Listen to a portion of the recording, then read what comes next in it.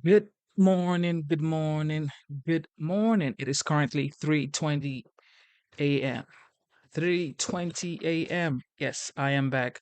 I told you I was going to be back. I actually just got home like 45 minutes ago. Yes, yes, y'all. God is great. God is good. Yes, we're back. Okay. It is your boy Genesis. Welcome back to the live show. You know what time it is. Double tap your screen, subscribe to the channel.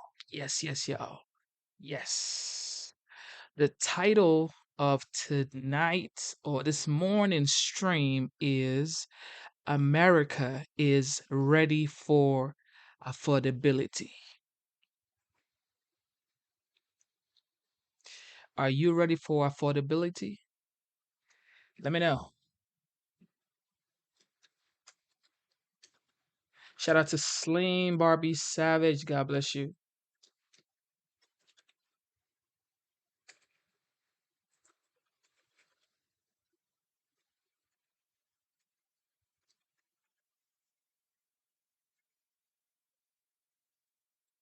All right, let me put the polls up.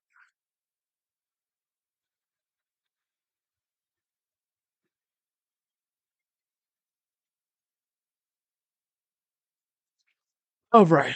So I am back. Thank you for tuning in one more time. You guys are the best. Slim Barbie, you are the best. Okay. You are just amazing. Always on the live stream and supporting your boy. God bless you. God bless you. Okay. So, will America be affordable? That is the question on the poll. I believe America will be affordable because these are the mandates the former president, the 45th, said he was going to make possible as soon as he gets in. And this is why he was voted in because there isn't any type of affordability right now. The grocery is high, gas is high. Everybody's trying to find a way to survive working two, three jobs. Okay. These are the mandates. This is why he won the election. This is basically why Trump became the 47th. Because if Americans felt like they had affordability, Trump wouldn't be the president now. But Americans are struggling, and it's like, you know what? We're not going to do this for the next 4 years, okay? Because from 2021, no, from 2017 to 2021, the prices were way better. Mortgage rate was way better. So it's like, I'd rather have that than what I have now. And these are the facts, okay? These are the facts. Okay, so Trump has basically realigned the country, the mentality of voters, and the way people see politicians in the United States. Fox says this is a complete realignment of American politics. Let's listen. Spoke with President-elect Trump and congratulated him on his victory. I also told him that we will help him and his team with their transition, and that we will engage in a peaceful transfer of power. I do not concede the fight that fueled this campaign. And that was Vice President Kamala Harris formally conceding the election yesterday in an address at Howard University, hours after President-elect Trump was declared the winner. President Biden also spoke with Trump by phone yesterday to congratulate the former president and elected president on his victory and to express his commitment to ensure a smooth transition. Biden also invited Trump to the White House. Biden will address the nation about the election from the Rose Garden today at 11 a.m. Eastern. Ahead of that, let's get into it with Trump 2024 senior advisor, Jason Miller. Jason, great to see you. Congratulations to you on your campaign. Thank you so much, Maria. This is a great feeling, and especially a validation of what President Trump has put forward over the last 2 years on the campaign trail, and also a validation of his first term, his wildly successful first term, where we're able to get this great economy and secure the border. And I think we can look forward to much of the same as we go into this next 4 years. Yeah, I mean, President Trump certainly expanded the tent for Republicans, but also had an expanded tent around him this entire campaign season, right? I mean, from RFK Jr. to Elon Musk and Tulsi Gabbard and so many others who got on the Trump train. How important was that for President Trump to have a broad coalition of people from all sides, some Democrats, who are actually communicating what kind of policy changes he wants in place? Well, I think it was important to show that this is where the American public is right now. The American public wants to see the economy fixed. They want to see the border secure. You talk about, for example, President Trump's immigration policies. 2/3 of Americans fully support what he's doing. Even a majority of Latinos support what President Trump is doing. So having Democrats and independents and people who, quite frankly, aren't even involved normally in politics get involved with that shows that this is where the public discourse is today. I think it's a big departure from what you saw from the Democrats, not just most recently on Election Day, but through the entire cycle. I think they ran really a campaign, I say collectively, because we had two different opponents, but collectively a campaign of splitting people apart. President Trump brought people together, and you're going to see much more of that bipartisan fashion as we head into this next 4 years. So let's talk about the next 4 years and what's ahead. The president-elect spending yesterday with his team in Palm Beach, strategizing on how he will fix policies going forward. The Trump-Vance transition co-chairs Linda McMahon and Howard Lutnick said in a statement, quote, "In the days and weeks ahead, President Trump will be selecting personnel to serve our nation under his leadership and enact policies that make the life of Americans affordable, safe, and secure." Here are some of the potential cabinet members that we expect, advisors that President Trump is reportedly considering. Jason, we've got it on screen. What can you tell us in terms of what's important to President Trump in terms of making these selections to fill out his cabinet? Well, one of the things I think folks forget about is President Trump had some A-listers, some really great people in his first administration. He had some very good picks. And quite frankly, I've been around as some of those people have said, I want to come back and I want to help you again, President Trump. Let's finish the job of what we started. And so that's really exciting. There's some people to be returning. And as you referenced before, there'll be new people joining the mix, not just kind of the big names that you'd see or even some of the names that you put on the screen there. But again, have some Democrats, independents, people from the business community. There have been some A-listers, very top A-listers who are business leaders around the country who've expressed interest in coming and joining the Trump administration. And this is the good thing. Everybody wants to join. Everybody wants to be a part of what President Trump is going to build back because they saw him do it before. They know that we can do it again. And that's a very exciting feeling as you talk about the momentum and the mandate since he won the popular vote, 312 electoral votes. 1 out of every 3 voters of color voted for President Trump in this election. It's a complete realignment of American politics. That is incredible. I mean, there were lots of optimistic people who were expecting a win in the electoral votes, but the popular vote as well was pretty incredible. Talk to us about the agenda, Jason. When I spoke with President Trump last, he said that his first priority was going to secure the border. Is that in place? How is he going to do that? And what else is sort of a priority on his agenda for the first 100 days? Yeah, and the great thing also about President Trump is that he's told us exactly what he's going to do. We know that so many of those policies, whether it be the border, even some of the things on energy exploration and others, can be put back in place with a simple signature on an executive order. Get those going literally on day one. So that might not be at 12:01 p.m. when he actually starts signing them. Maybe it's at 12:05 p.m. But he is going to move quick. He's going to move fast. He knows how critical it is to get that border secured. And there are already efforts to go and get those put into place. Obviously, there'll be parts that have to do with Congress and with legislation. But now with having the majority back in the Senate, a grown majority, we can do such exciting things. Think, for example, when we re-up the tax cuts, but adding in things such as no tax on tips, no tax on overtime, no tax on Social Security. This is going to be bigger and bolder and greater than we've even ever seen before. How many executive orders are you expecting in the first week? So I wouldn't want to go necessarily put an over-under, Okay. but I think you can see specifically when we talk about the border and with the energy exploration, he will be ready to go literally on day one with many of these. But I wouldn't want to say the exact number because they're not all necessarily weighted equally. Okay. But the bottom line is he's going to move. He's going to move quick. Here's Todd Pyro. Jason, it took mere seconds after the race was called for the mainstream media, folks like Chris Hayes over at MSNBC, to call for the deep state to go do its job and make sure no matter how much control the Trump administration and Republicans have in D.C., that the Trump administration. He has to be ready to go on day one. He has promised a lot.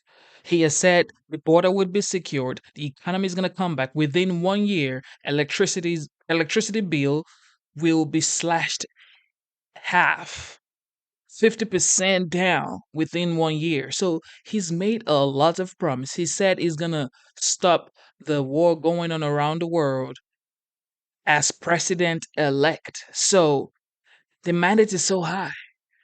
He has held himself to a very high standard, and he has always he prides himself in being a man of his words. So he has a lot of work to do. He's going to be working really hard this next 4 years, and I truly believe he's going to get it done. Double tap your screen, subscribe to the channel. Let's get it. Cannot get its agenda done. What are you doing? What's the plan to counteract what the deep state will likely do, not only in the next couple of weeks leading up to inauguration, but obviously once Trump retakes office?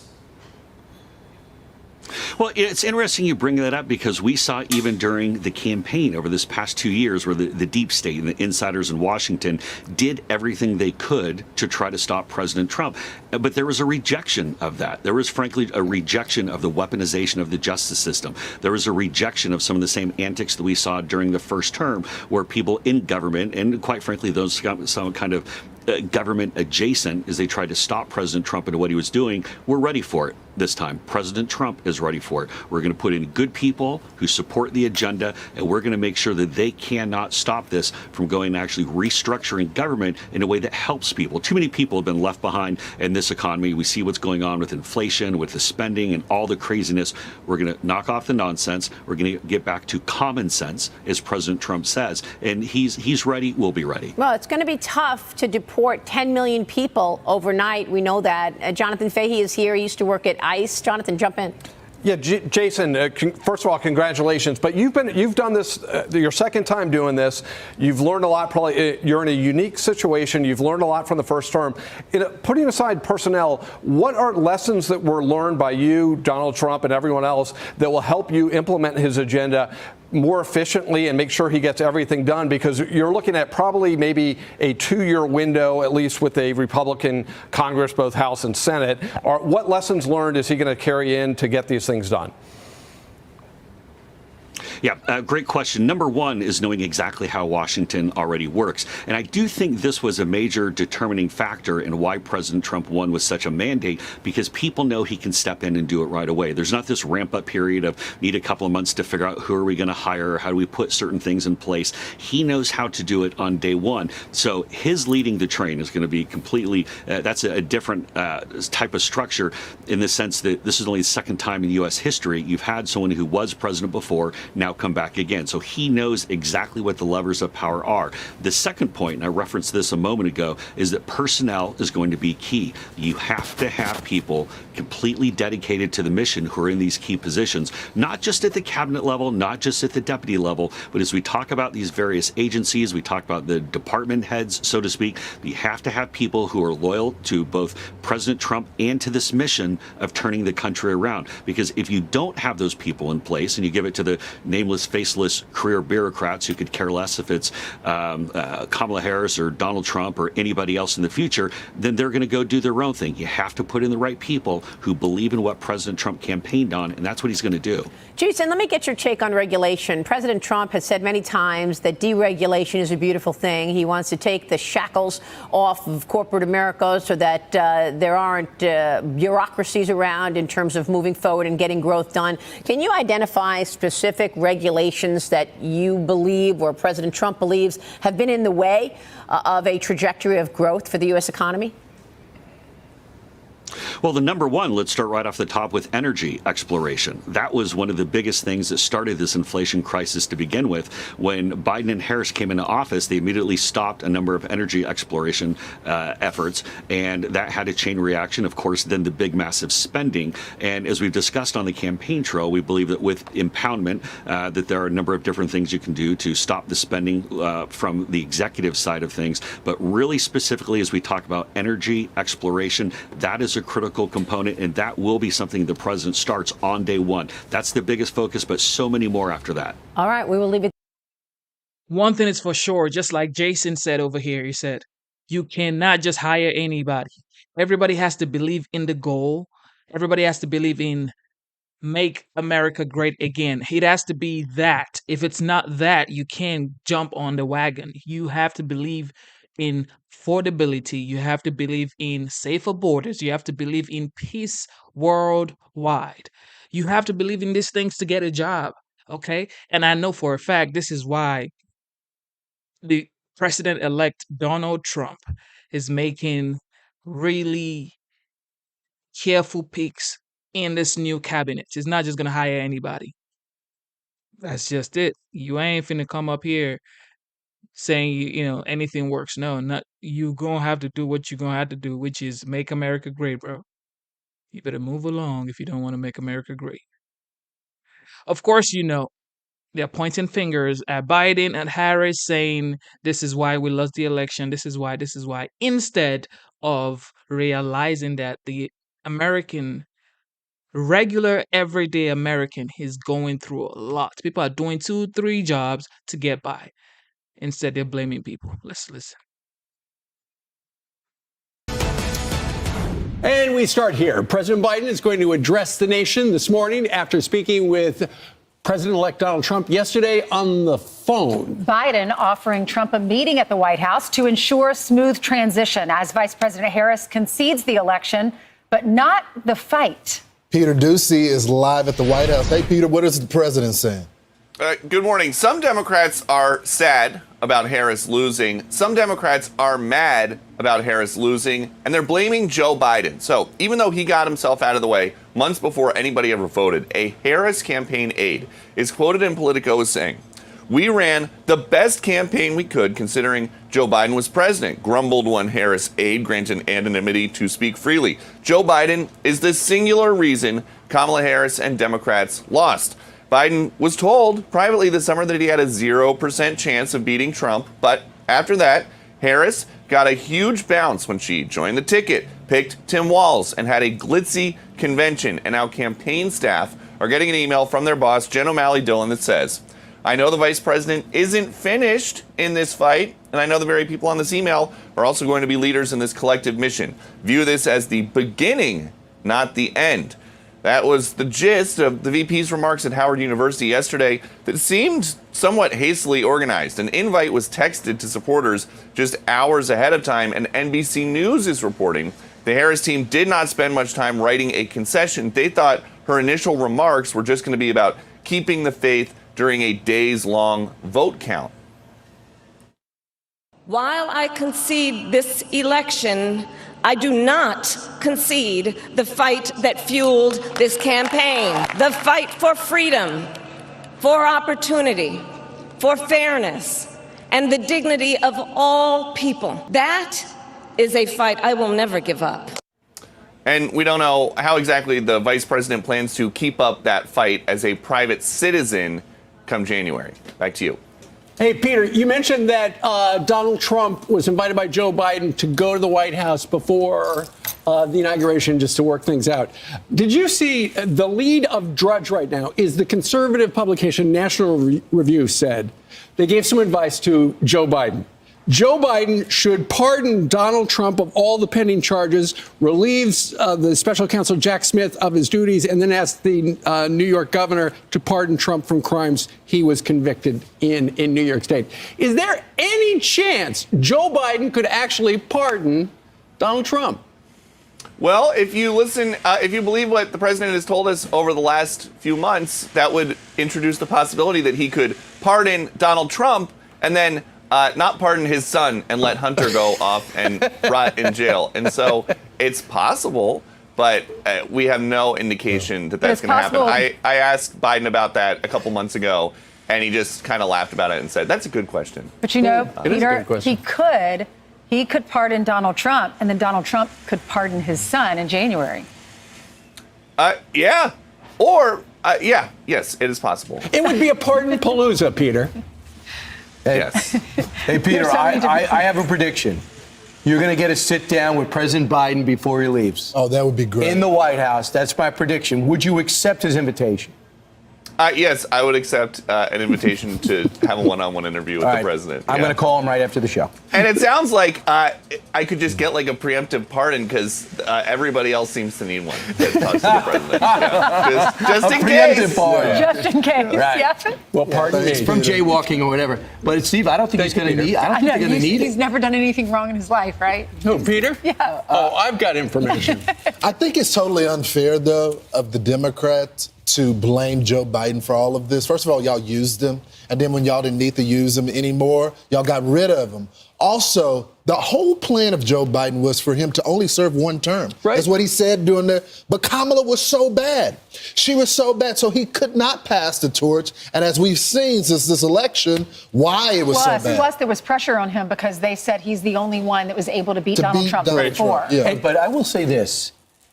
I think there's that school of thought, yes. But I also think that he was drunk with success in the midterms. And he thought, the heck with this. We kept the Senate, and it took them 3 extra weeks to flip the House, which was supposed to be a rout. So there's no red wave. They like me. They really like me. Yeah. I'm staying. Well, just like Leo DiCaprio. And other Democrats supported him, too, and to the debate performance. Yeah, right. But ultimately, I think... That's true, Brian. I think he probably thought... What movie? You remember that movie? I remember Titanic with him. What was the movie? Wolf of Wall Street? Oh, yeah. When he's supposed to resign? Yeah. And he stood on to resign, said, I'm staying. Wait a second. Can we roll that clip? Yeah, right. Yeah. We'll let him grab it. What did y'all think of the concession speech yesterday? It wasn't a concession speech. Essentially, she said, I'm not done fighting. But America took a vote on her fight and said, no, thank you. What's interesting about, as we talk a little bit about the blame game, there are a number of stories this morning that the people in Biden world, the people who told Joe Biden that he should stay in it and encouraged him to run a second term, even though he had not achieved the stratospheric legacy of FDR, which they told him he would do, is the people around Joe Biden are blaming Nancy Pelosi. And they say he could have won the white working class voters, Harris ceded to Donald Trump. And to Joe Biden, having essentially Nancy squeeze him out was like when Barack Obama in 2016 said, Joe, sit down. I'm picking, what's her name? They should have. Hillary Rodham Clinton instead to run as my successor. They should have looked back and remembered that she was the first one that had to drop out of the race when she ran before. America did not want her. But it's still not getting her attention. Essentially, the concession speech was the start of the resistance movement. Right. I mean, before he's even been sworn in, she's made it very clear, even though the country rejected whatever agenda that the staff wrote, because we never heard from her about policy. There was not an economic policy. There was not a border policy. There was all these flip-flops that the staff communicated, not her. She still says that we're going to resist. Several things when you watch the concession speech. First of all, she waited until 4 o'clock in the afternoon to do it, which I understand if she wants to wait till the next morning, fine. But to wait until later the next day in the afternoon, I just didn't think that was the right move. And then when you do hear it, she talks about, I'm not giving up the fight, A. And B, she said, this time it will be an easy transition of power or something like that. Like throwing it in Trump's face from before. I expected it. I did expect that. But what I thought was I had a great conversation with the former president. I wish him all the best. That would be good. That would be classic. Do you think there might be a cease and desist, at least in the short term, from all of them? Like, you would not be surprised if Donald Trump does an interview tomorrow, if he doesn't go out and say she's terrible vice president, he doesn't say, Joe Biden's mind is melting down. I think that there might be a cease and desist. And I know so many times President Trump, when Meghan McCain and he was sparring, he would not go back at Meghan McCain. Yeah. He said, I didn't touch Michelle Obama on purpose. He does hold back from certain people. Well, after the fight and the Bushes, too, he doesn't really bring it back. And he won. And he won. And that's the deal. You know how he says it. It's like a UFC fight. You beat the hell out of each other. Right. There's blood everywhere. Yada, I know it's more than television.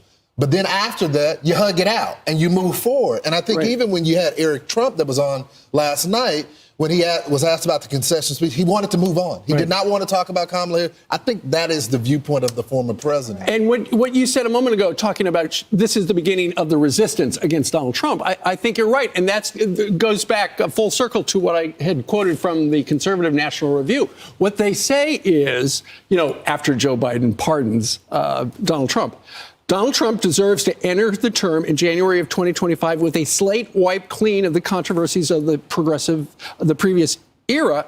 And it would ultimately be good for Joe Biden's legacy because then it will make him appear like he is a uniter. Let's go forward. It's never going to happen. But the cases are going away. Jack Smith's already going. He's getting rid of all the cases. The only thing left is the New York sentencing. And what I can't see that I don't know if the President of the United States can touch a New York story. If you saw Letitia James with her. The fact is, Trump has won.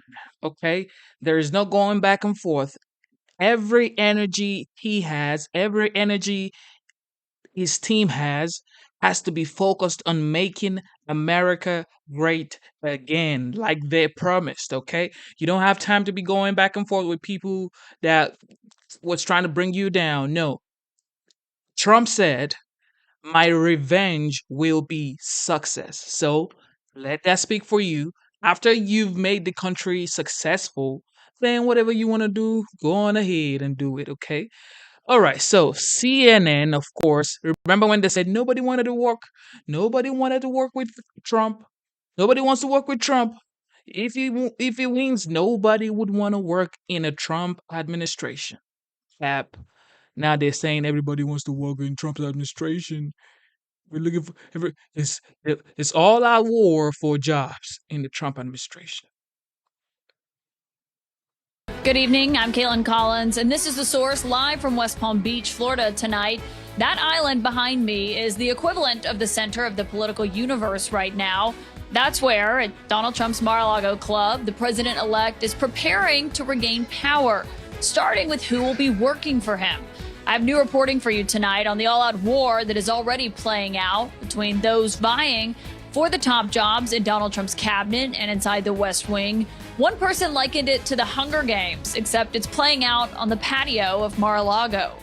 Almost immediately after it became clear on Tuesday night that Donald Trump was on his way to re-election, phones started ringing and those wanting major roles started forming alliances while trying to kill off others who were also under consideration for jobs that they are trying to get. Last night, I was told that almost every table at Mar-a-Lago was filled, and many people who are hoping to get a job have been seen on the grounds of the club in recent days. Names like Robert F. Kennedy Jr., Tulsi Gabbard, Tom Barrack, and Trump's transition co-chairs, who are the ones right now that are fronting this whole selection process. Things are moving so quickly that several people have actually booked flights here to South Florida to ensure that they can get face time with Trump in the coming days when many of these decisions are expected to be made. One of the biggest jobs, though, has already been filled tonight. Trump announced earlier that his campaign manager and co-chair, Susie Wiles, will become the first ever woman as the White House chief of staff. For those of you who aren't familiar, Susie Wiles was the one that Trump called to the mics during his victory speech in the early hours of Wednesday morning. Susie and Chris, the job you did. Susie, come here. Come here, Susie. Susie likes to stay sort of in the back, let me tell you. The Ice Maiden, we call her the Ice Maiden.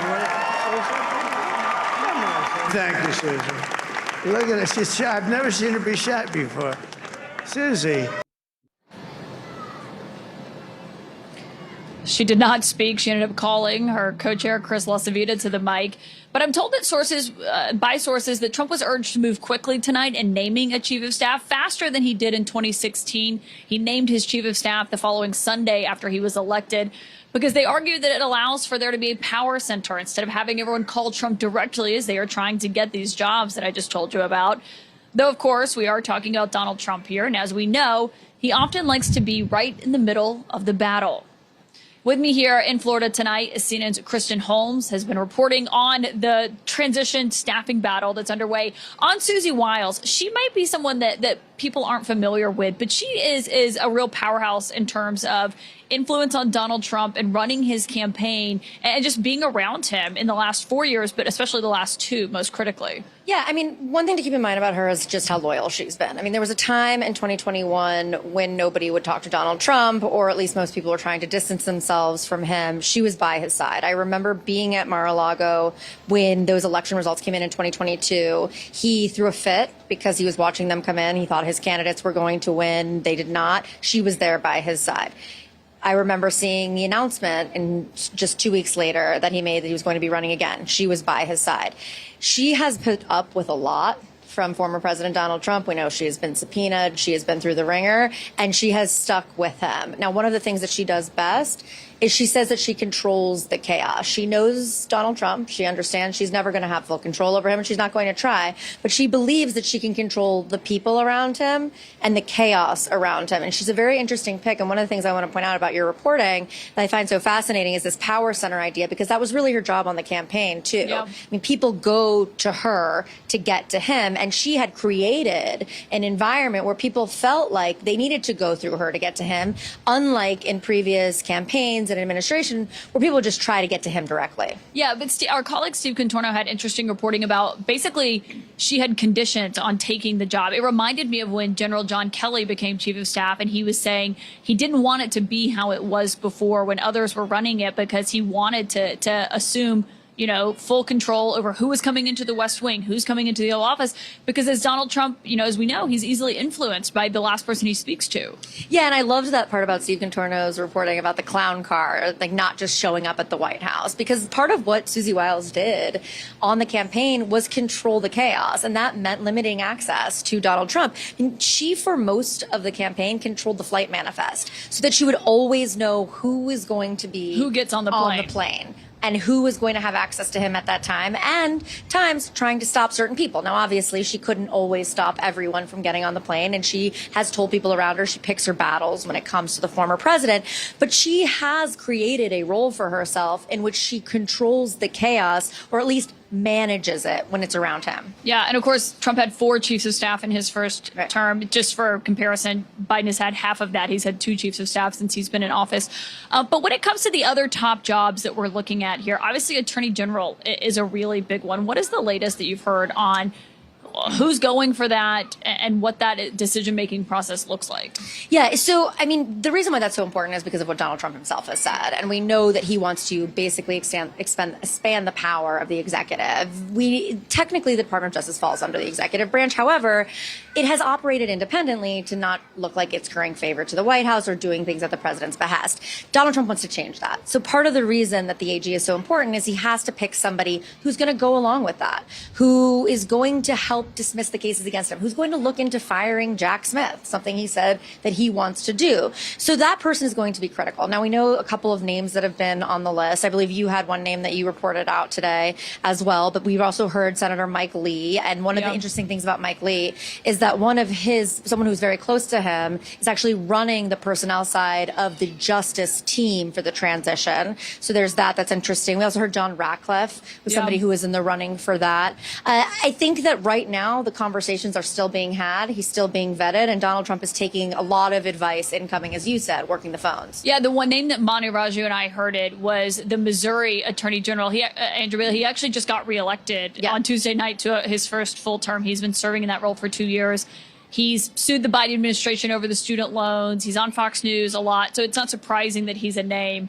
But obviously, this is the position, J.D. Vance said, whoever is the Attorney General, he believes is actually even more important than his job, which is obviously notable given he's a heartbeat away from the presidency. Well, I mean, one of the things Donald Trump wants to do is weaponize the Department of Justice. He wants to use it for retribution. He wants to clear his name. He wants to have complete control. As an extension, he never understood his first term why that was the case. I mean, part of the reason he famously fired Jeff Sessions was because he couldn't understand why Jeff Sessions was not going along with what he wanted to do. So this is going to be the opportunity that Donald Trump didn't have last time around to grow the power of the executive and effectively treat the Department of Justice as an extension of that. You know, what's interesting about this is the background check process of all of this. These are obviously very critical positions. National security clearances come with a lot of them.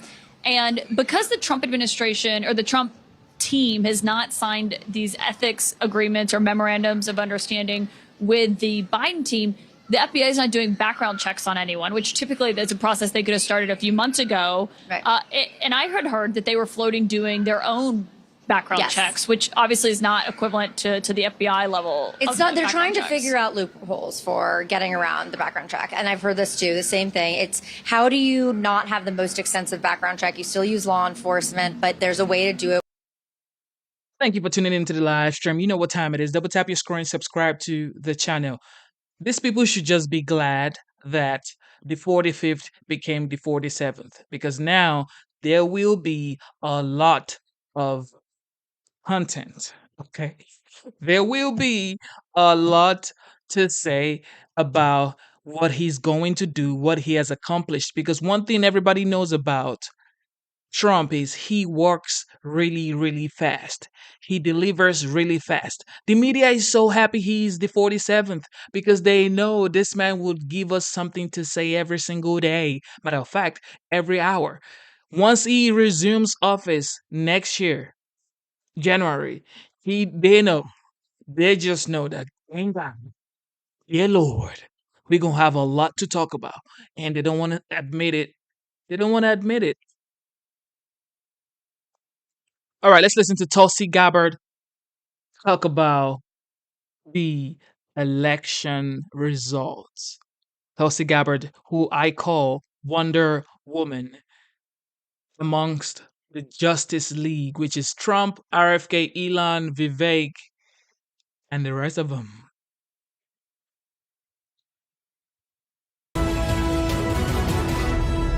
We've accepted a narrative that despite an actually great economic recovery, the vibes don't feel good. So we want to reject it and get something else. What will the future hold now that America has just decided that we're going to F around and find out? I don't even know what that means. But the left is blaming everyone, everything, trying to find something to blame for Kamala's loss. And they still haven't realized that they're just totally out of touch with the concerns of everyday Americans. Somebody who was going to be voting for Kamala Harris came up to me and said, "Oh my God, Trump's going to win." I go, "Why is that?" He goes, I went to the grocery store.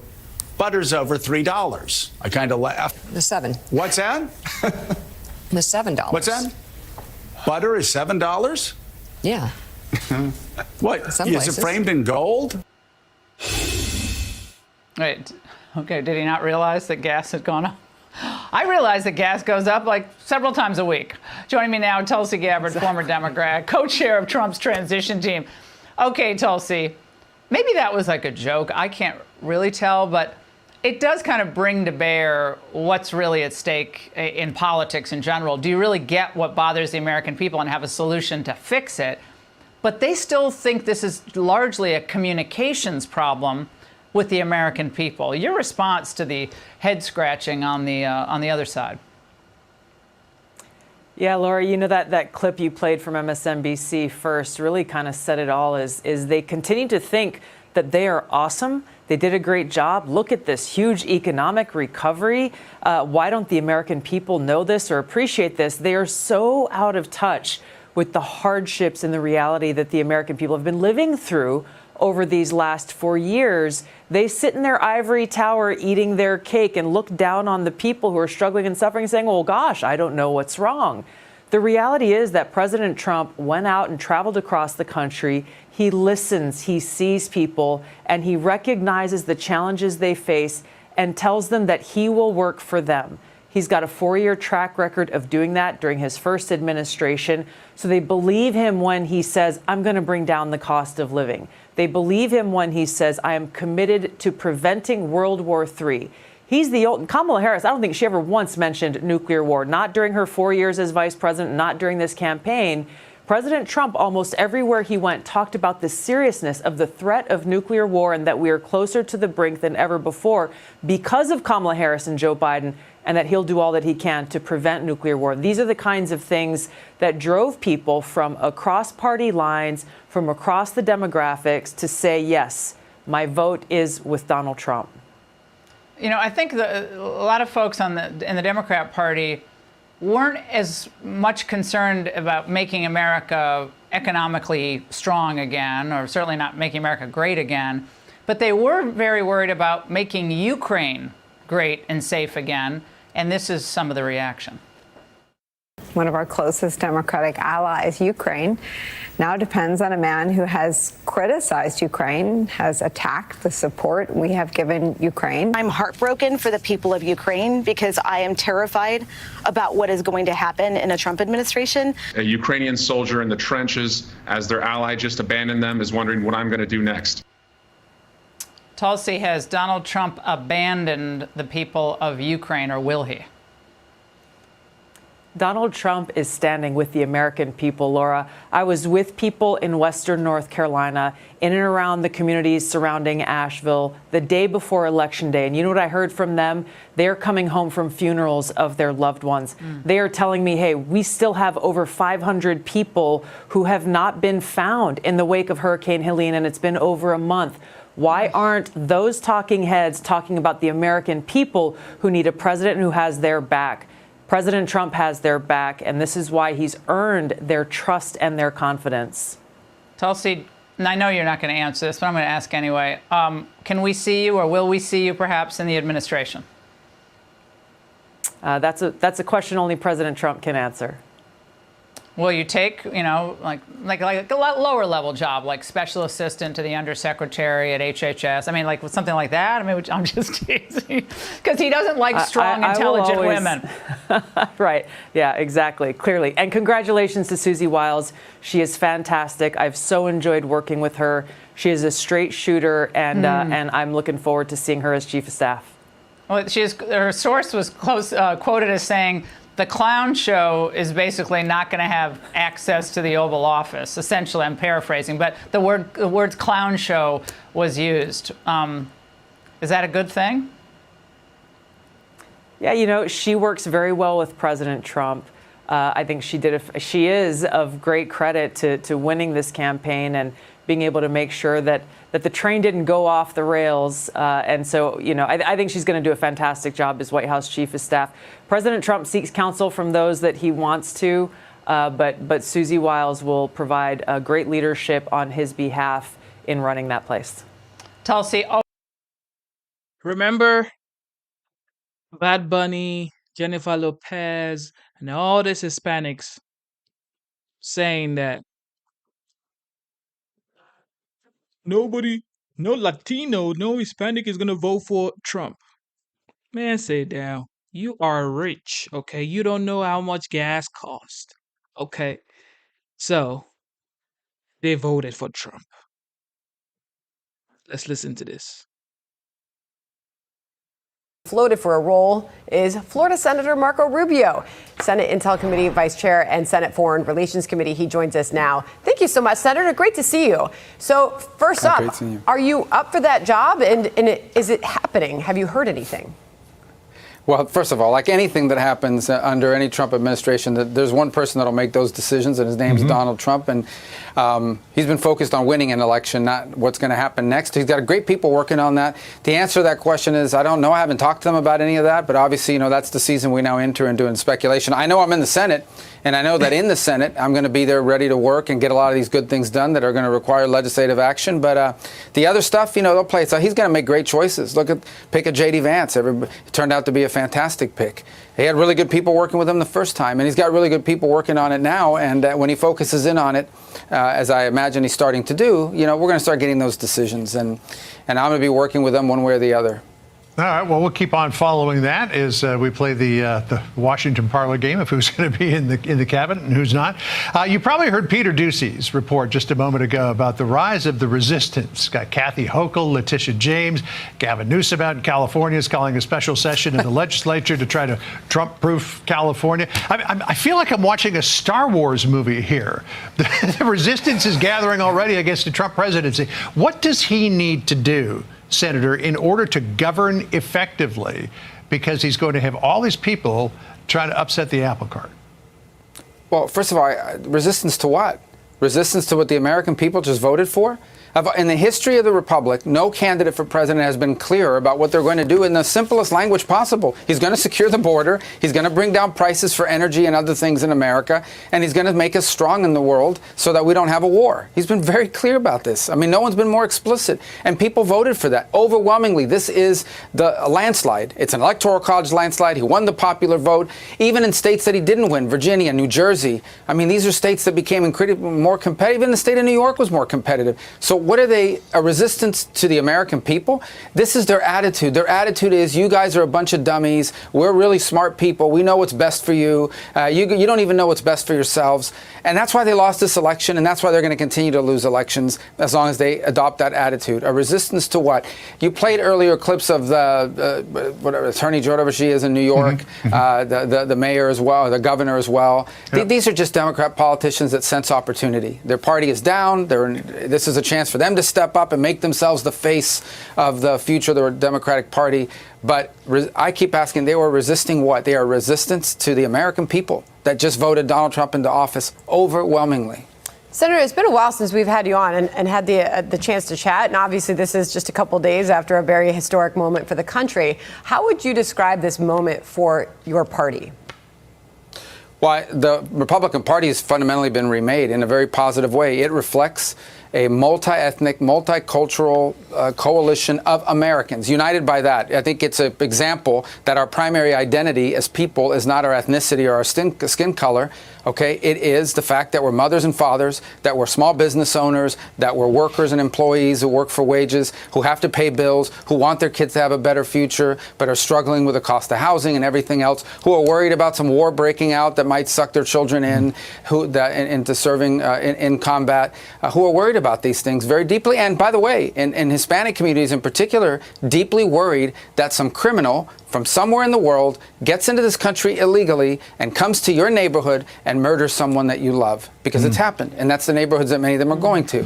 So the Republican Party now reflects this governing coalition for the country. Now we have to turn that into action. That helps you win an election.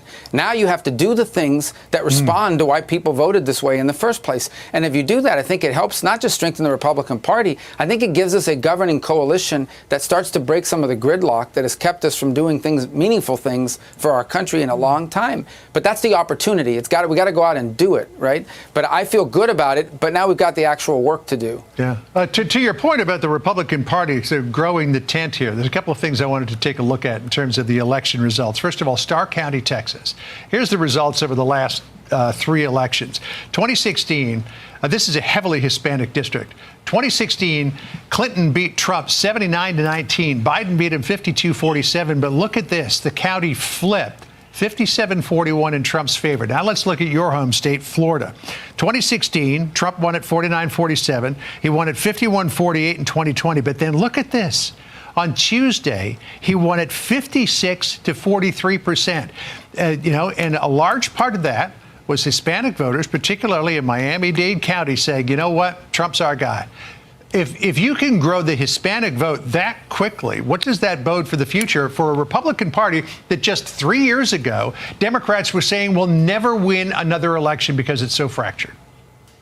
Well, I think it begins, but my free advice to Democrats is fire all these consultants, pollsters, and so-called experts that gave you advice on how to reach the Hispanic vote, because they don't know jack. Okay? The truth of the matter is that Hispanic voters are not in favor of illegal immigration. They are not in favor of uncontrolled immigration into our country. They're not in favor of allowing criminals to roam our streets and kill, murder, rape. They're not in favor of any of those things. Hispanic voters are not in favor of high prices that makes life unaffordable, and they're not in favor of policies that send our jobs to other countries. And you know what? Neither are most Americans. So here's the headline. Hispanic Americans are Americans, and they believe and feel about these issues the way all Americans feel. And I think that extends to other communities as well. It goes back to my earlier point. Our primary identity is not the color of our skin. It's not our ethnicity. It is how we live our life on a daily basis, and it's hard for everyday people. So yeah, they had all these great endorsers. Bad Bunny didn't deliver for Kamala Harris. Okay, Jennifer Lopez didn't deliver for Kamala Harris because the average voter doesn't get, even in the Hispanic community, they'll listen to the guy's music, but they don't give a damn what he thinks about this because he doesn't have to pay the bills they have to pay. No one's going to murder him, some illegal migrant going to cross the border and murder him, but they're worried about it because they're coming to their communities. Yeah. So I think that's what this is proof of, and you're seeing it play out. You talk about that border region county. Of course they voted for Trump. It's migrants are coming across their neighborhood where they live. They're not in Beverly Hills watching some PBS documentary about this. They're living it every single day. Yeah. Can I just finish off where we started? So your name's floated around for a Secretary of State. If you're asked, you would serve in a Trump administration, Senator? Well, I'm going to work with the Trump administration in whatever capacity they feel is best. I'm not presumptuous to say they're going to pick me. Donald Trump makes that decision, and he makes good decisions about the people that work for him. I've not talked to them about it. But I mean, ultimately, I know I have a job right now, and that's in the U.S. Senate. If something else comes about, and that's a decision they make, then obviously, we'll cross that bridge when that moment comes. But we're not there. I think it's still kind of early to think about those things. We were 48 hours removed from this victory. Well, you talk about all that work to do. You got. Shout out to Marco Rubio, man. Shout out for speaking up. These are men, okay, who actually know what's going on with the people, who know what everyday Americans are going through. I want to say Bad Bunny. This man is a star, Hollywood, wealthy guy, okay? And all grace to him because he worked hard for his money. I get it. But you don't know how much all these things are, bro. You are living the high rich life, and it's fair. You work for your money. Jennifer Lopez, same thing. She ain't clocking in and clocking out. She ain't doing 2-3 jobs to pay bills. Maybe back in the day, not today. So once you get to that level of wealth, you sort of kind of get disconnected if you don't stay with the people. So you're just saying you want to support this person, but you don't know how people are living, bro. You do not know. Okay? You don't know.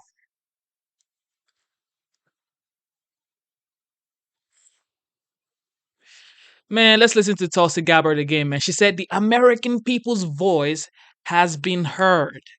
Tulsi Gabbard, Wonder Woman, don't forget that.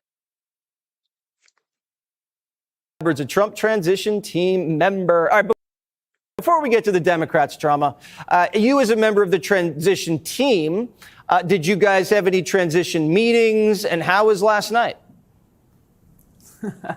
Yeah, we've been in meetings all day today. Last night, really, what gave me so much hope was the American people's voice came through in spite of all that has been thrown at us, the propaganda, the lawfare, 2 assassination attempts. The American people's voices were heard. There's a mandate. What's interesting to me, Jesse, is that we've seen yet again how little the Democrats care about the American people.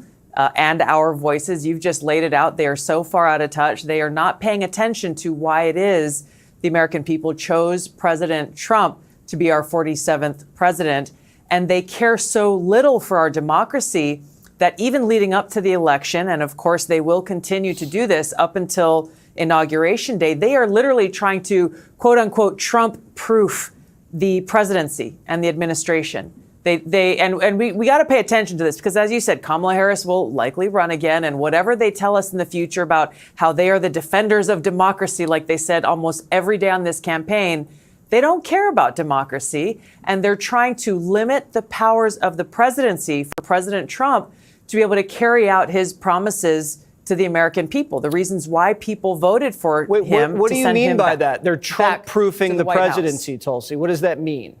Well, we've seen this already. President Biden was talking with his friends there in the EU to try to, for example, lock in obligations for our taxpayer dollars to be used to continue to fund this proxy regime change war against Russia via Ukraine, so that when President Trump takes office, he will not have the opportunity to be able to make that decision for himself, because as he has promised, within 24 hours of being sworn in, he is committed to ending that war. That's one of many examples. There are Democrats in the House and Senate who have been working to try to limit the powers of the presidency, to take away the responsibilities that our Constitution puts in the president's hands, once again, to try to Trump-proof the presidency and disrespect and completely reject the voices of the American people and our right to decide who we want to be president and commander in chief. All right. Well, don't let him get away with that. And don't fall for any tricks. Remember the last time the FBI was just sending agents in and talking to people. don't talk to any FBI agents on the transition team. Rule number one. Don't worry. Thanks, Tulsi.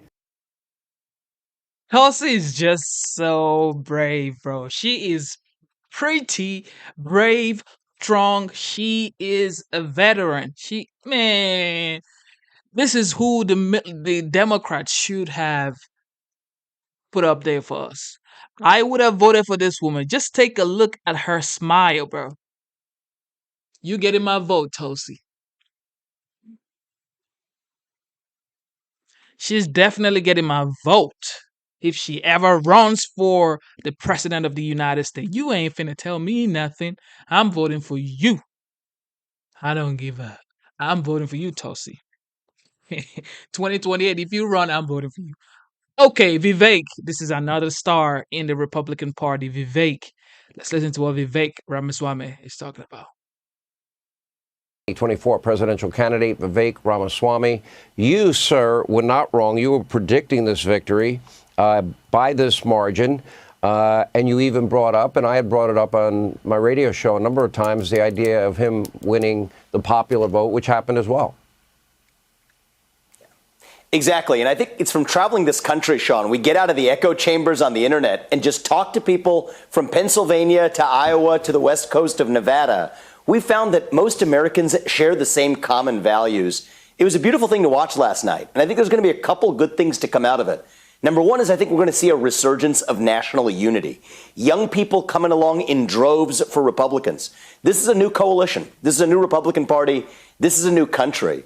The other positive thing as a result of that, I think we're going to see, Sean, is a Democratic Party that at least finds its way back to sanity.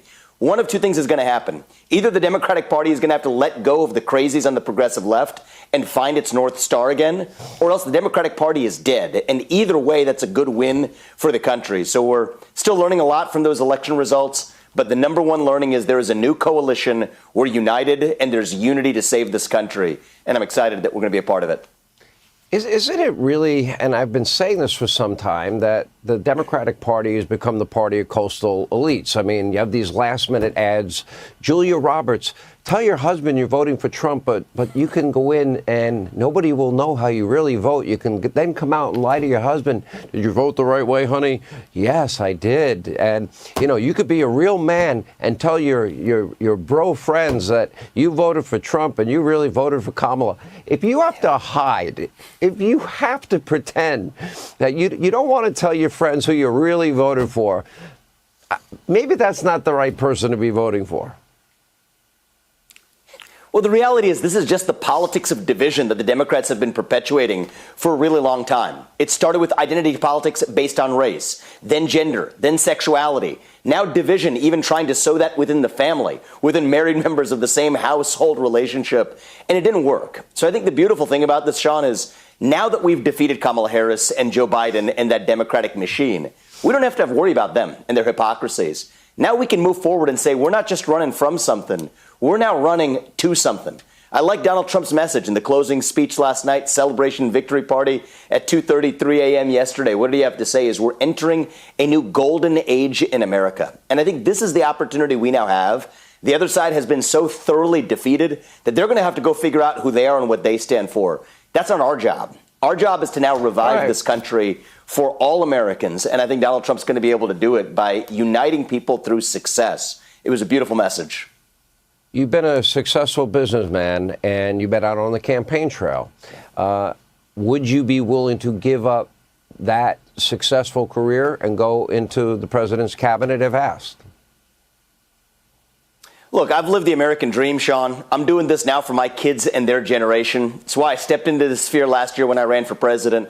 I want to serve this country in the biggest way I possibly can.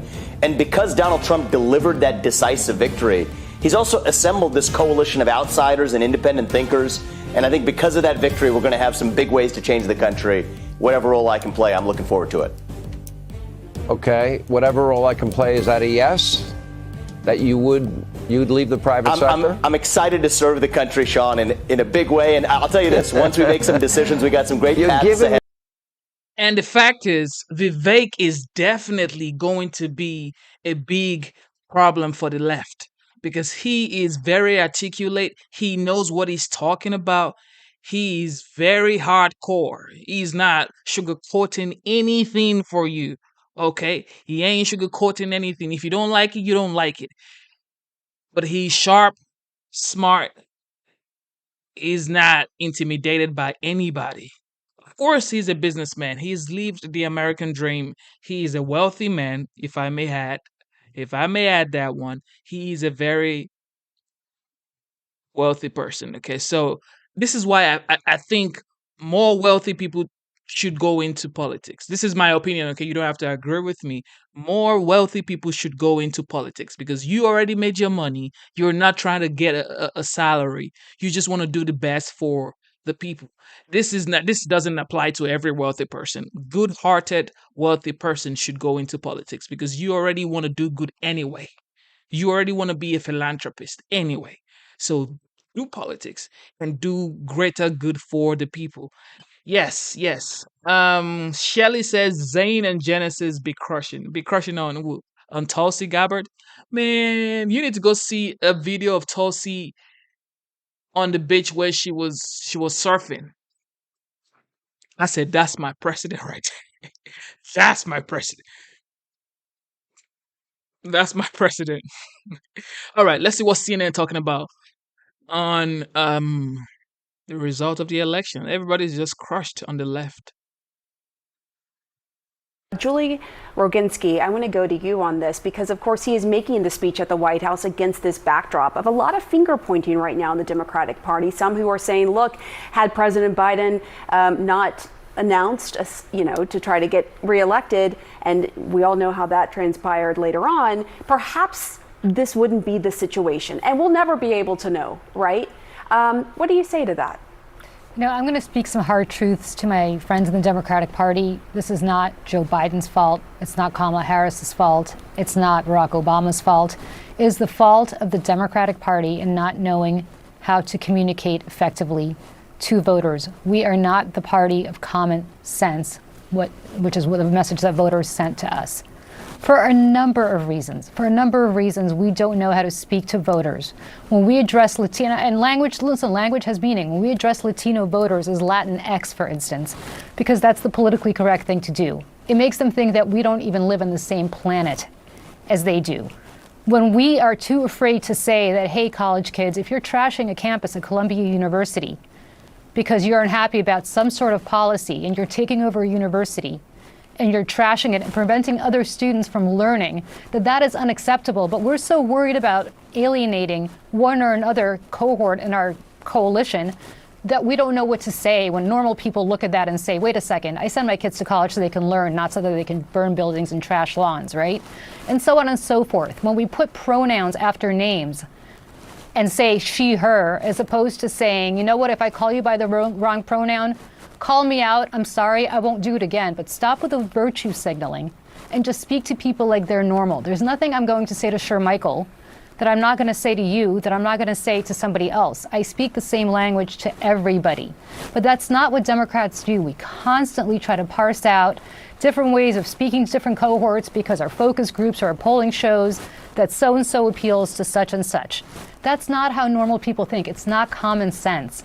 And we need to start being the party of common sense again. Joe Biden is not responsible for that. Neither is Kamala Harris. It is a problem that Democrats have had for years. I've been banging the drum on this for, I don't know how, probably 10 years, if not longer on this. We need to get back to being the party of common sense, that people look at us and say, we understand you. We appreciate what you say because you speak our language. And until we do that, we should stop blaming other people for our own mistakes. Just to follow up with you, and Shermichael, I'm going to get to you. What would you say to those who would argue, well, Joe Biden and then Kamala Harris, they were the messengers. They were the top of the ticket. They were responsible for trying to get to those voters and get through to them with the messaging you're talking about. Listen, and again, I have a lot of friends who I'm going to criticize here, and I know them personally, so I apologize from a personal level. But when you're spending your time at the White House trying to have viral moments with Steve Doocy of Fox News, which nobody in the real world in Bucks County, Pennsylvania, or in Saginaw County, Michigan, knows or cares about. When you're trying to go viral on TikTok because you're somehow taking on and trying to humiliate an anchor at a cable news station, as opposed to looking into the camera and saying, this is what we have accomplished for you today in plain terms, right? You could look into the camera and say, thanks to our infrastructure bill, Route 212 in Bucks County, Pennsylvania will finally have that pothole filled in Regalsville that you've been complaining about. But that's not what they did. They try to have these weird viral moments constantly where they're trying to take on Ducey at Fox, and they think it's hilarious. Nobody knows or cares who Ducey is, and the people who do know him are not voting for us anyway. So the point is, there's a way to talk to people on their own terms about things that they care about. That is a messaging problem the White House has had since day one. I've complained about it since day one. I'm complaining about it now, not to Monday morning quarterback, not to be rude, not to make anybody feel bad, but to say going forward, because I agree with Joe Biden, that was one of the finest speeches I've ever heard anybody give just now. I agree with him. We need to pick ourselves up, look at what went wrong, and change it so we can win again. The first way to do that is to talk to people like they're normal human beings and make them think that we are the party of common sense, not people who are afraid of alienating somebody so that we don't have positions that are clear, concise, and accurate as to where they are. I want to bring you in on this conversation, sure, Michael. I want to get your reaction to what we heard from Julie, but also the overall view of what we heard from President Biden, who clearly drew a stark contrast with former President Trump, now President-elect Trump, saying, look, we have to accept the choice this country made and that there will be a peaceful transfer of power on January 20th. Of course, that is not what the situation was when in 2020 with Trump. So what did you think about what we heard and the importance of what we heard from President Biden? Look, I mean, no one likes to lose elections. I've worked on enough campaigns to understand what that feels like as a strategist, but also for millions of people out there who voted for the vice president because they believed in her, they believed in her policies. I get it, so I certainly don't want to gloat. It's just not a great feeling to lose. But the American people, at least the vast majority of them who voted, did give a mandate not only to the former president, now president-elect, but also to the Republican Party. The President Biden stated his presidency has been historic. He said they accomplished great things, changing lives in rural communities. Well, Donald Trump was able to improve his standing and performance overall in rural communities across the country. He talked about the economy being the strongest, although he did acknowledge that some people are still struggling. Well, economic dislocation is still a very real thing. It's why I would argue vast majority of people voted for Trump over the vice president. I think it's why Donald Trump was able to increase his margins with Latinos, specifically Latino men. And so I think the Democratic Party is going to have to do what the Republican Party did after Mitt Romney lost to former President Obama. They need to do an introspection, an autopsy report to understand, to many of Julie's points, which I actually do agree with, how do you actually communicate to regular people? Not well-educated individuals, everyday hard-working people, and understand their values, their plight, their concerns. I don't think the Democratic Party, at least in my opinion, and I'm a conservative, so maybe our viewers may say, well, sure, Michael, you're a bit jaded or biased in your perspective here, and I certainly understand that. That's a fair point. But I think a lot of people believe that the Democratic Party of the past is no longer the Democratic Party of today.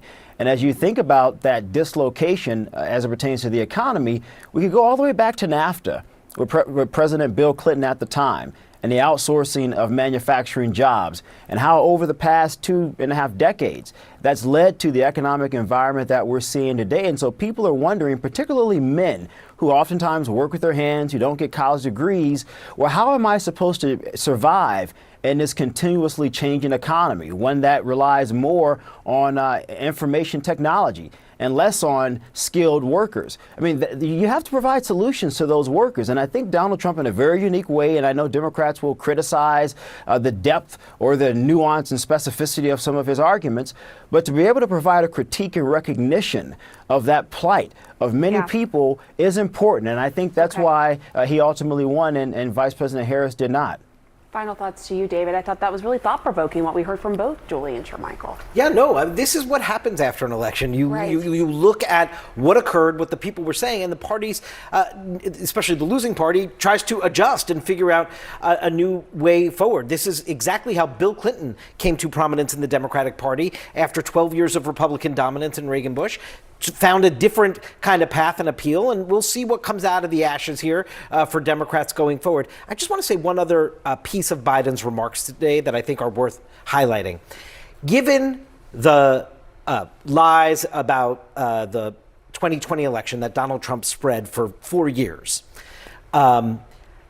Biden took this high-profile opportunity to tout the integrity of American elections, to thank the election workers for conducting this in a free and fair way. And of course, Donald Trump's on the winning side now, and we haven't heard one peep of concern about election integrity since he had this overwhelming victory. But I thought Biden clearly wanted to stress that, not to poke Donald Trump in the eye there, I think, but to actually help future election workers and secretaries of state and people who are fortifying our security around elections, that this worked, thank them for their work, and try to convey to the American people that the American system, as he said, the integrity of the American electoral system, honest, fair, transparent, and can be trusted, win or lose. Senator Harris, It is just mind-blowing to realize that people, everyday people in America relate to Trump. And he's supposed to be a billionaire. And Kamala is supposed to be the one that came from a middle-class family. But every single person who works in a warehouse, McDonald's, fast food, or construction site, just regular people can relate more to Trump. Why? And he's a billionaire because he says the things that they are going through. He sees it. He knows these grocery prices ain't right. These mortgage rates, with the way it's going, you're not going to be able to afford a house with that low income that you got going on. There is just no way you're going to be able to make ends meet. It's just absolutely almost impossible. You work 2-3 jobs to stay afloat, to pay bills, to pay electricity bills, to pay your rent. And then you want to go from there to buying a house. You have to save up. And he's saying those things. It's telling you, you saw my gas prices, you saw my mortgage rates, you saw my border, you saw my foreign policies, you saw all these things. That's why people voted for him. Talk is cheap, people. Talk is cheap. So this is why he won, basically, because of action that happened from 2017 to 2021.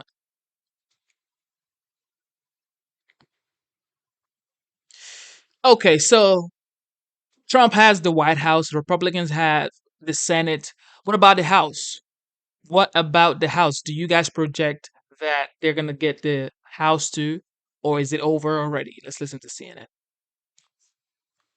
Breaking news, Democrat Laura Gillen scoring a key House win over first-term Republican Anthony D'Esposito in New York. Now that was flipping a highly sought-after seat tonight.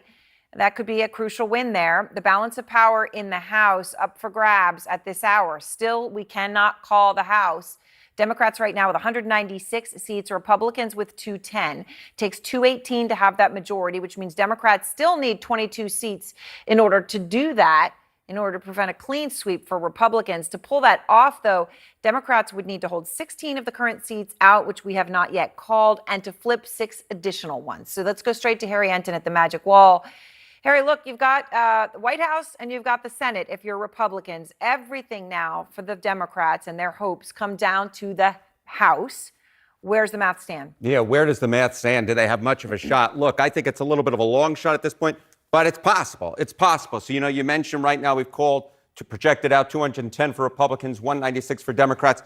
Let's just sort of show you where they are ahead, beyond just the extended seats. If every person who is ahead right now went on to win, what are we looking at? We're looking at 222 for Republicans, 213 for Democrats. How are Democrats going to boost that number up by 5? Well, let's take a look at the uncalled races at this particular point. And I actually want to take you to Arizona, to a seat right now where Democrats hold the advantage, because I think it sort of gives you an idea that these seats are still uncalled for a reason. Right now, I want you to look at this margin in Arizona's 6th congressional district.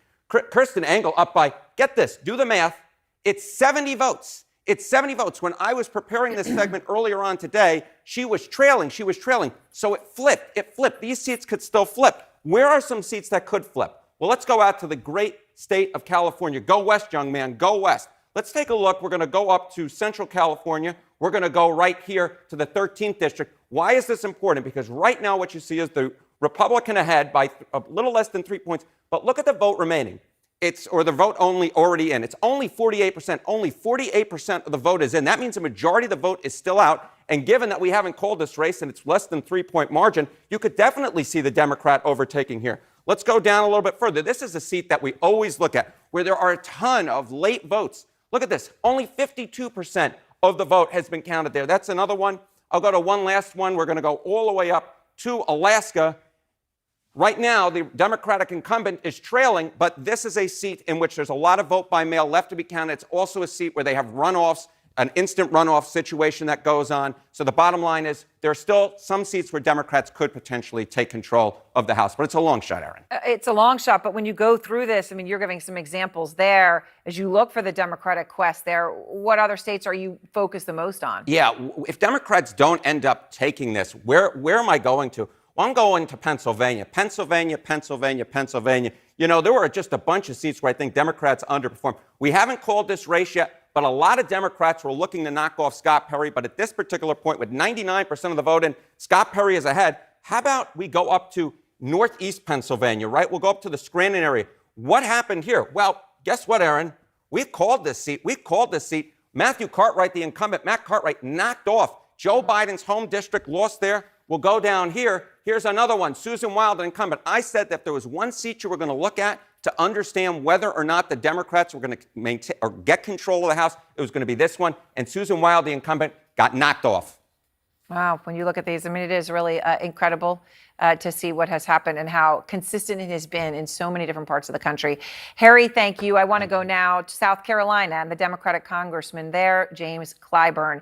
He was a national co-chair of the Harris-Walz campaign. So, Congressman, so much to talk to you about. Let me just start, though, with what Harry Enton is reporting on the House, which we have not yet called. The odds appear slim right now for Democrats. There is, though, still a path. What do you think is going to happen? Will Democrats retain control of the House? Well, thank you very much for having me. I do think it's a narrow path, but it's also a very thorny path. So if I were venturing a guess, I would say it'll be 1 or 2 votes, maybe 1 to 3 votes, either way. Either we could go 1 up or be 2 down. So we'll just wait and see. And obviously going to be very close. As I said, we're unable to call that here at all. There has been, I don't know if you were plugged in time, Congressman, but so much talk now about what happened to Democrats, how much blame President Biden deserves, for example, for not stepping aside until late July. You know, what if Democrats had a primary process and you had voters able to choose from the deep bench of Democrats who are out there? James Carville, Congressman Dean Phillips, your House colleague and one of the few Democrats who challenged Biden, both have spoken out about this. Here they are.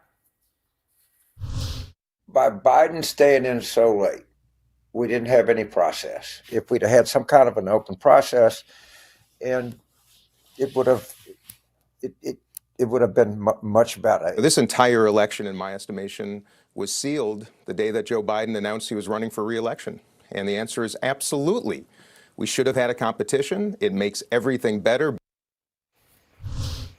Congressman, from where you sit now with what's happened in these past 48 hours, do you think they're right? Well, I made it very clear to the members of my caucus, and so I'm going to heed my advice. And there's no need for us to engage in all these machinations about what is. We know what has happened. We need to chill out for a few moments, make some assessments, and then plan a way forward. We will know in the House whether or not we will be operating from a minority or a majority, or whichever position. We must be a loyal opposition to this president if he adheres to Project 2025 that they are now admitting is their blueprint for this administration. If that's their blueprint, this House Democratic caucus must have a vigorous opposition to it and some alternatives in the place of it, and get ready to take the House back in 2 years. That is where I'm going to stay on that subject. So, Congressman, as people are trying to understand what happened, though, in part, it's not just that the polls, again, appeared to miss this. It's also the way the Harris campaign projected such confidence, right? Talking about winning Sunbelt states. And they were very confident. The night before the campaign, I had a conversation with David Plouffe, of course, senior advisor on the Harris campaign. You know him well. Polls were opening just hours after this conversation. And I wanted to play this part for you. We're reviewing all the early vote data, what we're projecting for Election Day, how we think undecideds are breaking. We have a credible pathway to all 7 states tomorrow night to go into Kamala Harris's column, but we believe they're all going to be close. Right. But you think you could win all 7? Yes. As I said, Congressman, now when I re-listen to that, I do hear the pause before the word yes. But nonetheless, that word yes delivered with conviction. Of course, Harris lost 5 swing states so far. She's trailing in the last 2 that CNN has not yet called. So I'm just curious, Congressman, of how you see it. Was the campaign in a bubble? Did they have bad data? This wasn't just like a little miss. I mean, it was a magnificent miss. It's everywhere. Well, it was close everywhere. But rather than winning 7 in the close contest, looks like we may have lost all 7 in a close contest. You know, when you get into these things, and I've studied politics pretty much all of my life, I've practiced it for the same amount of time. And I can tell you, when you boil all of these facts and figures down, it goes to emotions. It goes to people's feelings. And I do believe that we lost these districts on people's feelings. People had a certain feeling about those ads that went out there that we did not respond to for whatever reason. And I think that affected their positions when they got to the polling place. So what we've got to do, in my opinion, is take stock of all of this. And remember, facts and figures are secondary to people's feelings and their emotions. Yeah, it's something important to remember. So many can forget easily. It's not the feeling, sir. It's not the feeling. It's the condition of the economy. It's the prices. It's the level of just the way the whole thing is going. Look at the border. Look at the foreign policy. It's not the feelings, sir. It's not the feelings. People are scared. You see people losing their family members just based on what we've seen on the news and the border issues.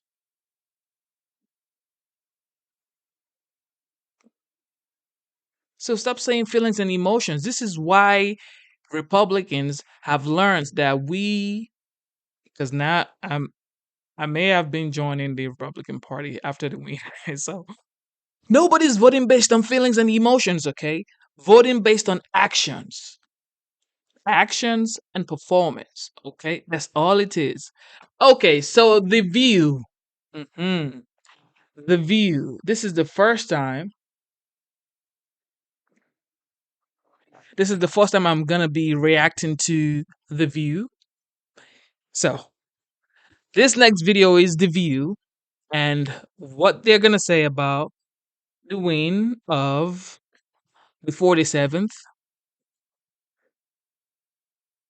I actually never watched The View. I've never actually sat down to watch The View, but this is the first time I am watching The View. So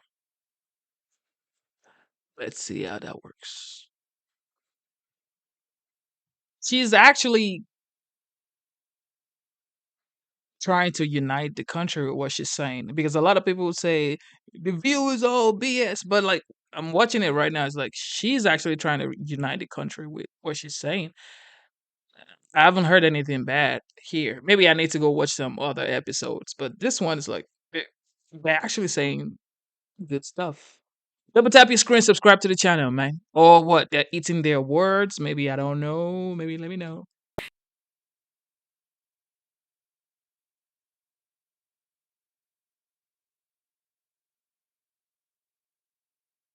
Look at you. Look at how you look.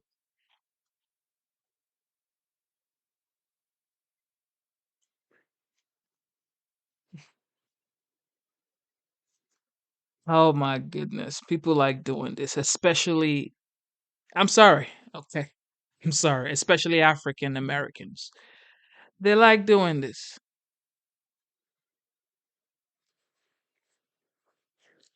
Trying to use race against Trump. I'm sorry. That ain't going to work this time, man.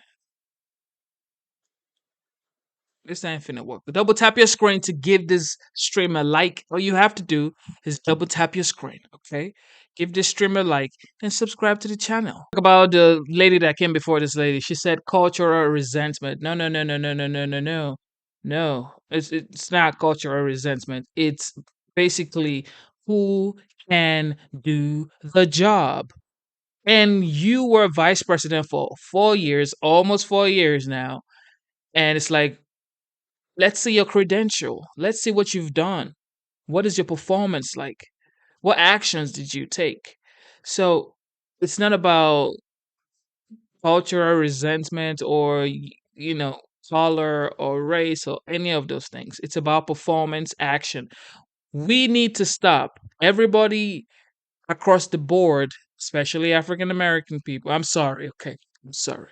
We need to stop the victimization mentality. Well, I wasn't born in the United States, so maybe I'm seeing this from the outside, okay? So maybe that's why. All right. However, it's like this is the United States. The United States, the 44th president of the United States was an African American. So, hello, it's over, okay? Let's move on and stop all of this stuff. And the media keeps talking about this. The media keeps it alive because when you keep talking about stuff like this, it never goes away.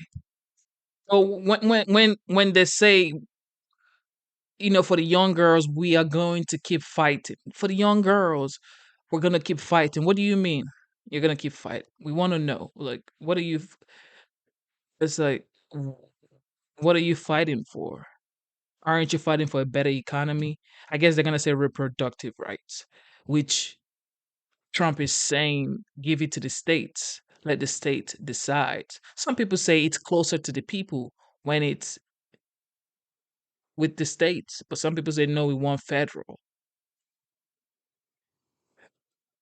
As an adult, male or female, man or woman, whichever you want to call it, you should have the right to do whatever you want to do with your body and also live with consequences because that's what being an adult is. You take responsibility for your actions and you live with the consequences. There's always consequences. So let them do what they want to do with their body and they're going to face the consequences. So, No, the state of democracy wasn't the number one thing in the heart of people, everyday people people care about it.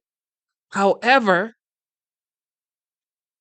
the bills, the economy is the number one thing. Everybody pays bills every 30 days, some people every 15 days. So, what do you think? It's the same thing with reproductive rights. The same thing with reproductive rights. You're saying reproductive right, like, yeah, we care about it. However, it's like that doesn't happen every single day. You have to buy gas in your car.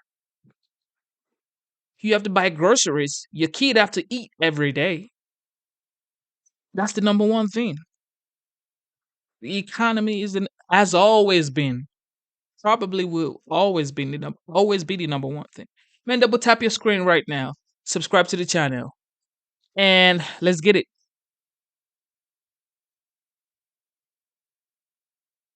Joining me now, House Speaker Mike Johnson. Mr. Speaker, you sent a letter today to your colleagues And you wrote that Congress has to begin delivering for the people on day one, and that you already have a priority list of key conservative policies that you can achieve with your Senate Republican colleagues.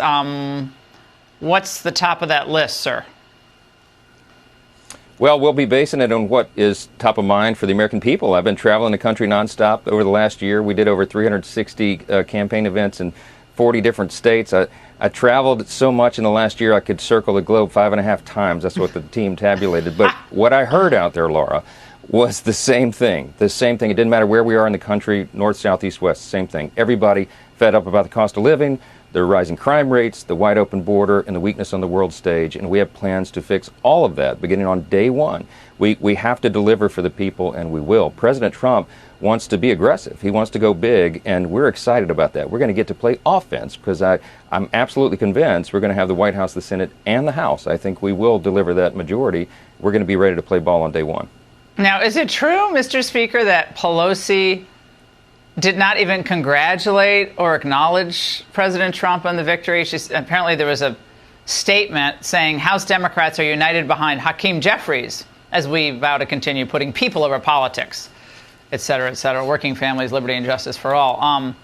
I was wondering if she was going to take the final vote tally and go do that thing. Remember what I just ripped up my notes. How can we forget? Anyway. Yeah, exactly. So that's just classless. I'm sorry, but come on. We don't pay much attention to what Nancy Pelosi says anymore. She's not in power, and she won't be for a long time now. I think we've got a mandate from the American people. I was delighted to be with President Trump and the whole team in Palm Beach last night. It was such a great celebration into the wee hours of the morning. People are excited. We're exhausted from the campaign, but we are exhilarated about the days ahead. The majority of the people in this country want to restore common sense. They want secure borders. They want a robust energy policy. They want a free market that thrives and creates more jobs and better economic opportunity for more people. Speaker, we can deliver all that. We know how to do it.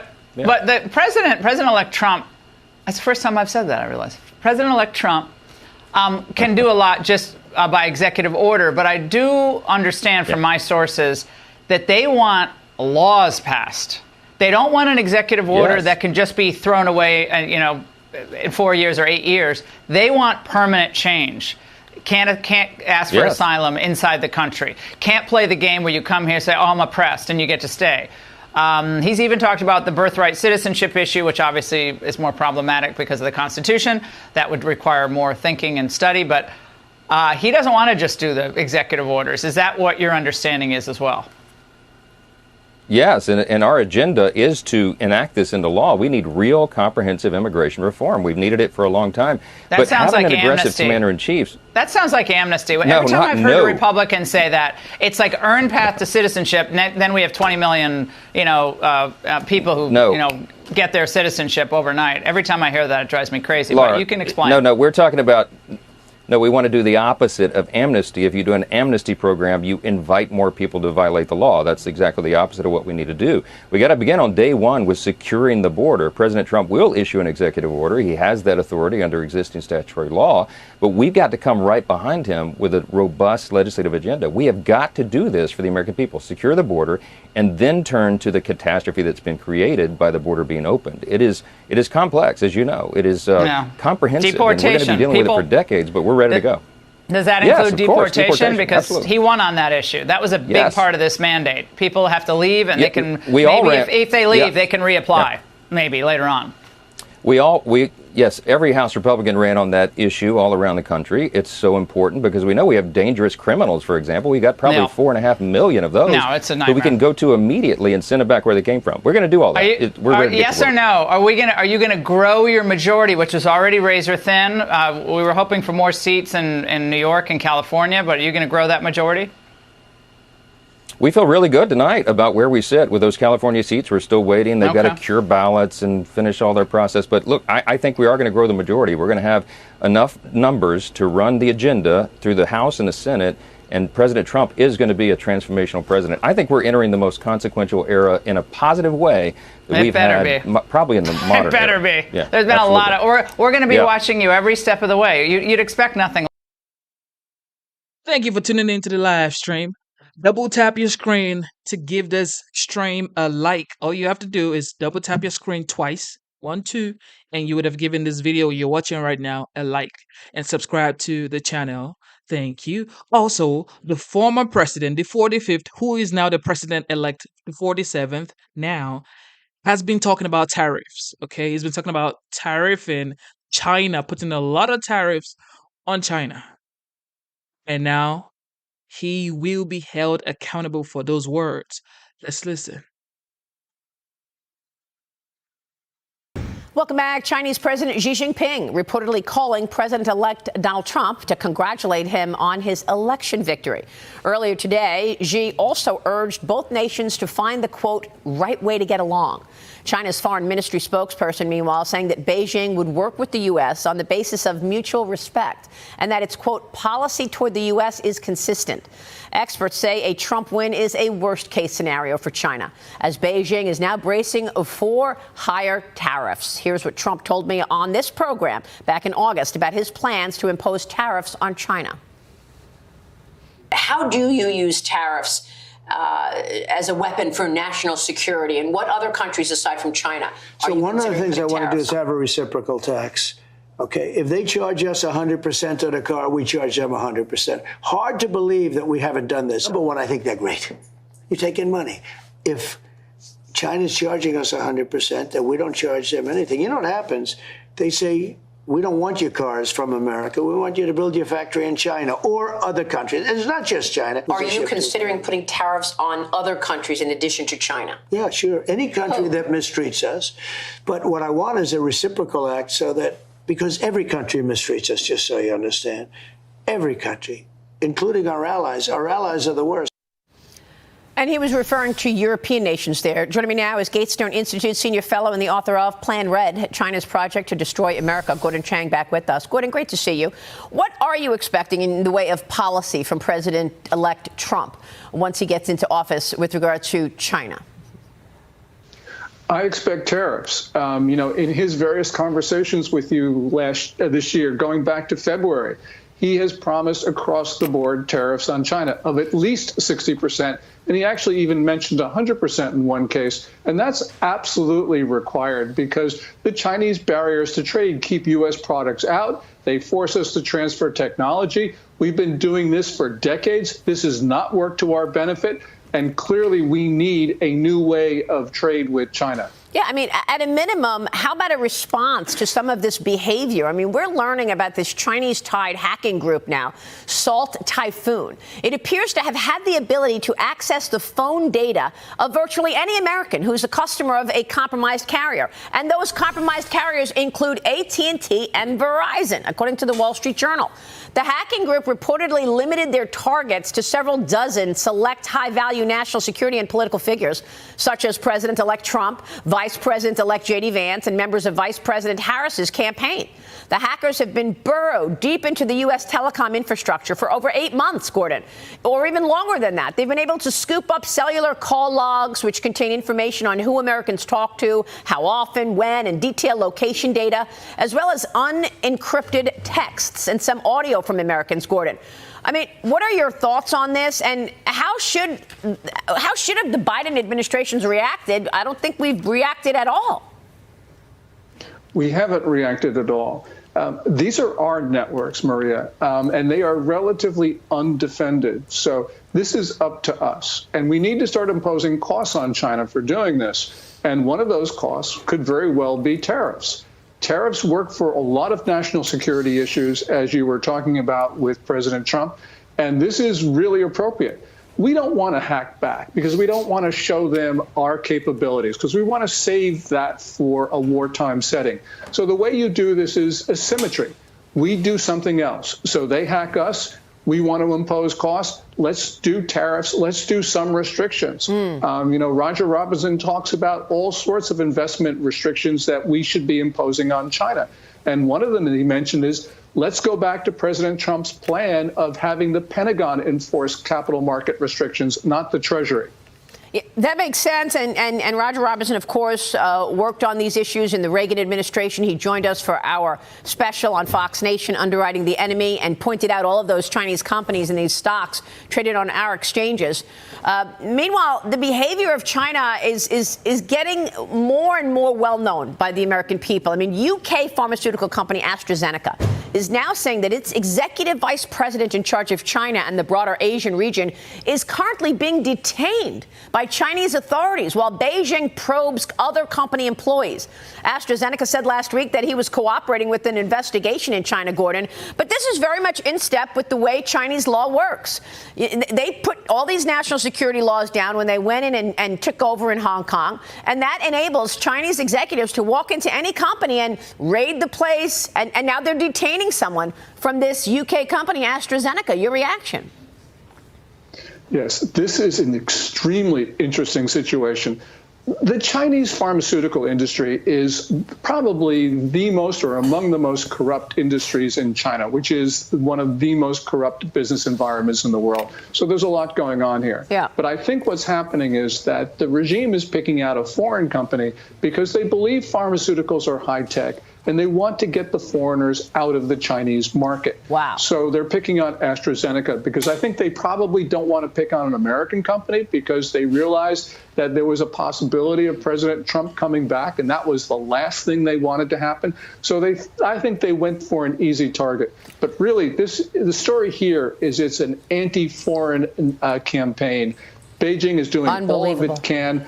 And clearly what we're seeing right now is just predatory conduct on the part of the Chinese. Yeah, and don't forget, we already have the underlying ingredients for our prescription drugs in America being made in China. So we're still reliant on that supply chain. Todd Pyro, jump in. Big picture here, Gordon. Excuse me.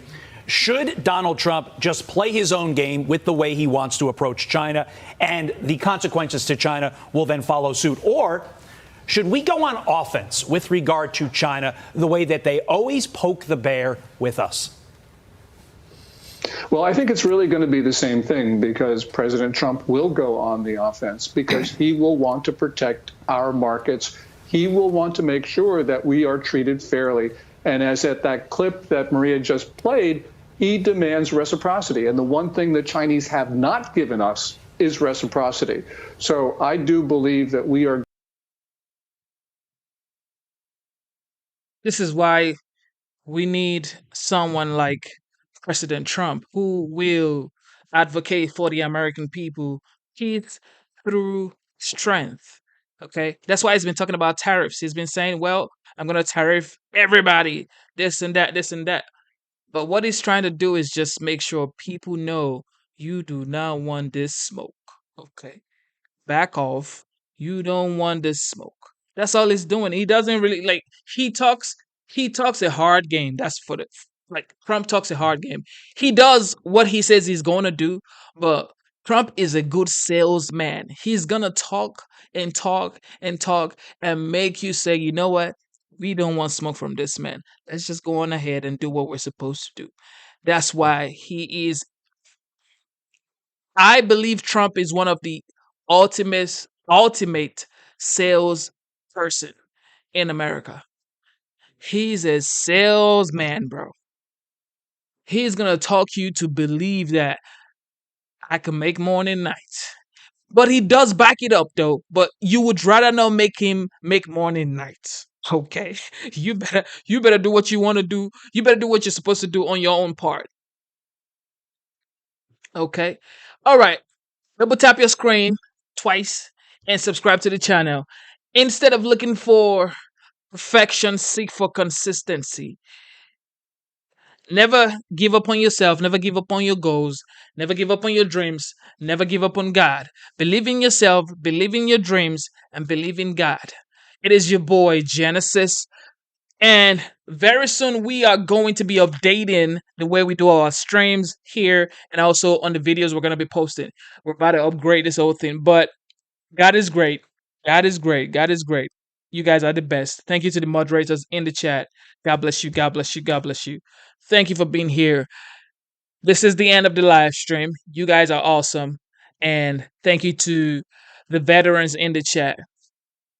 I am signing out. I love you guys. God bless you. God bless America.